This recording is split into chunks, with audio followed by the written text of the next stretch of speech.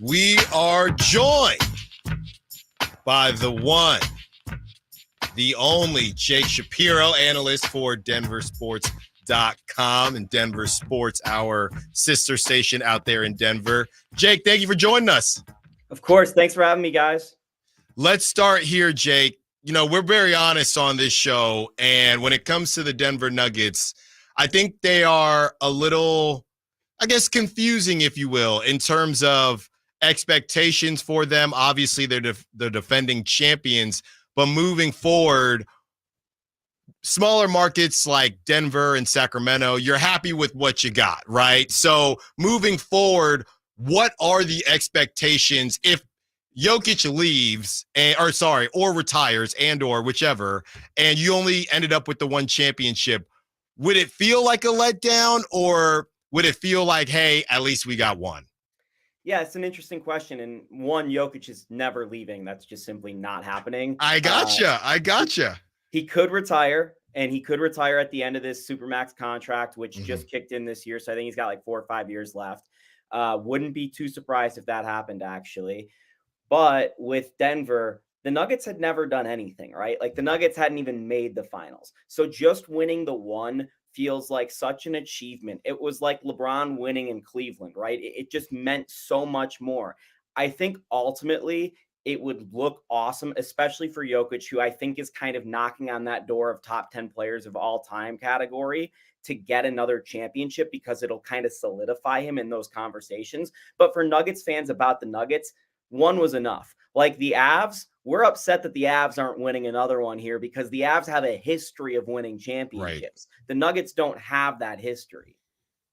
Interesting. I mean, yeah, Jake, and I'm curious, I mean, here in Sacramento right now, we're kind of going through the initial stages of the building and breaking the 16-year playoff drought last year, and felt like there was a lot of heightened expectations for this year. I'm just curious, because the Kings build, the way that they're building this thing, has been directly comped to the way that the Nuggets decided to build their thing out.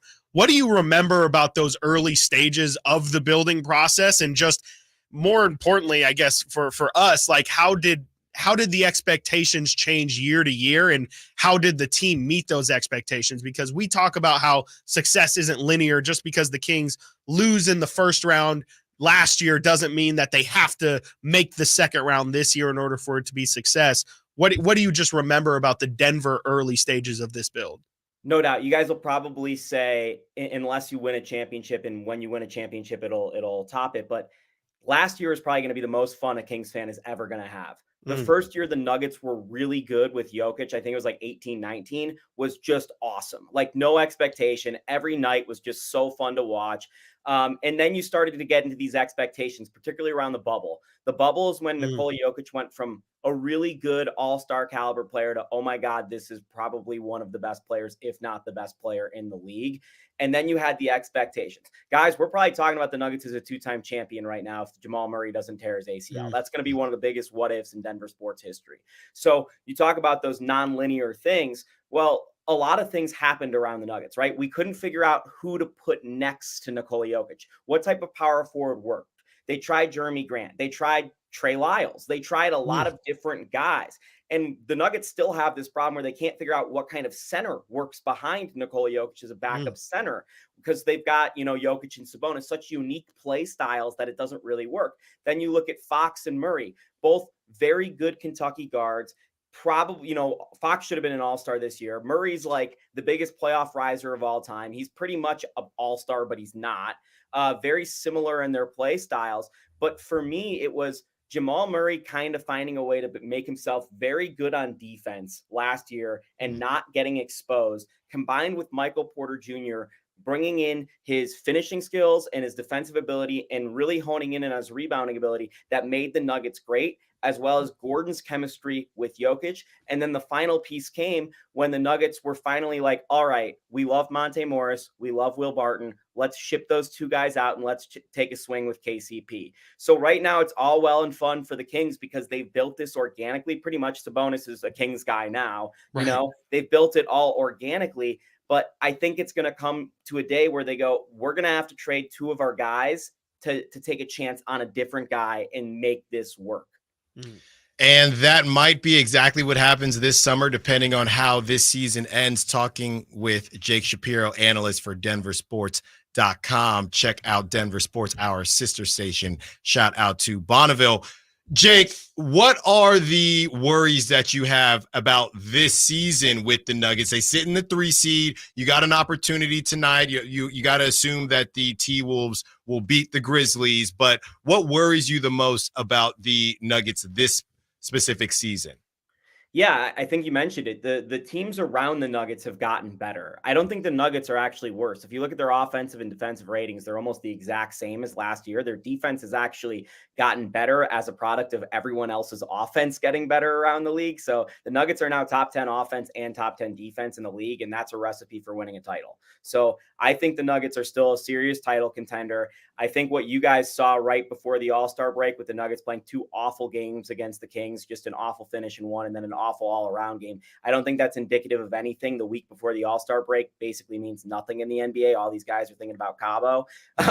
So I'm not too concerned, but I am concerned if the Nuggets lose tonight to the Kings, because I know that this is probably one of their better playoff matchups for the first round. Just speaking as a Denver guy, you look at the way these two teams match up, it would probably be more favorable to the Nuggets. But I look around the West, I see Minnesota.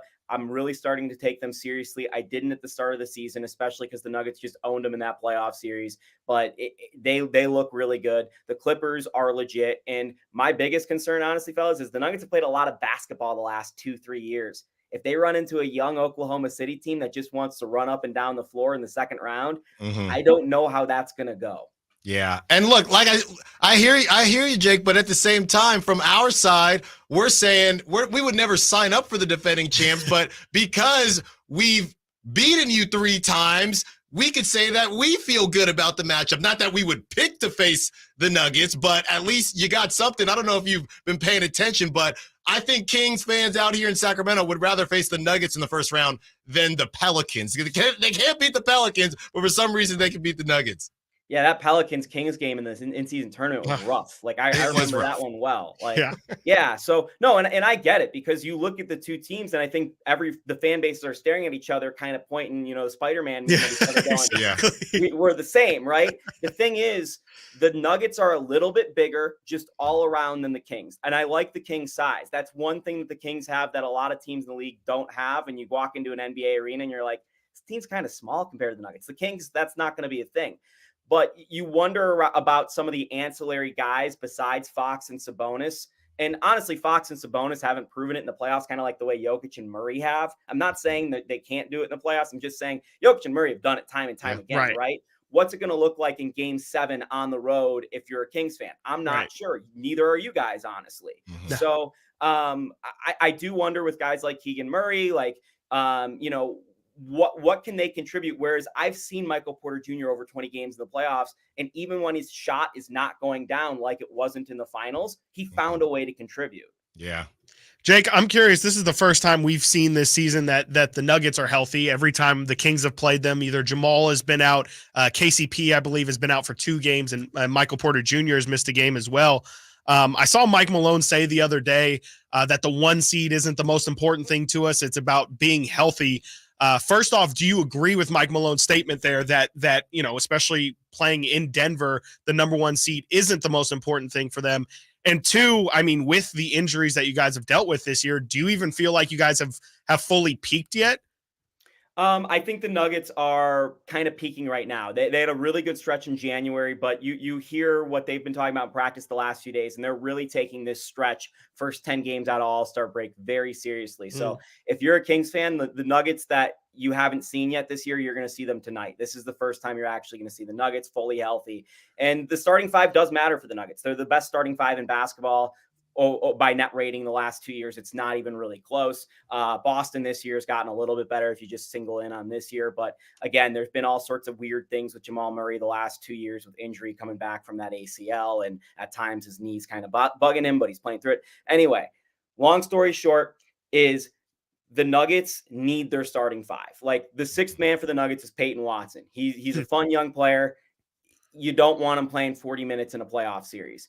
You want the starting five out there. You ultimately can probably win game 7 on the road with your starting five, but you might not win game 7 at home if Peyton Watson or Christian Brown are in your starting lineup. So I'm with Malone. I get what he thinks, but at the same time, the Nuggets went 16-4 in the postseason last year, and they only lost once at home. Yeah. So home court advantage does matter a lot. But you kind of look at the trend in the NBA right now and where the Nuggets are. They play Minnesota 3 more times in the second half of this year. Minnesota has one of the toughest schedules left in basketball. They have like 4 more, 5 more, 6 more back-to-backs. They've got quite a few back-to-backs. The Nuggets' last back-to-back of the season is tonight and tomorrow. Wow. So the Nuggets are going to be able to make up the ground in Minnesota. The question is, can they make it up on Oklahoma City, who they dropped 3 games to already this year?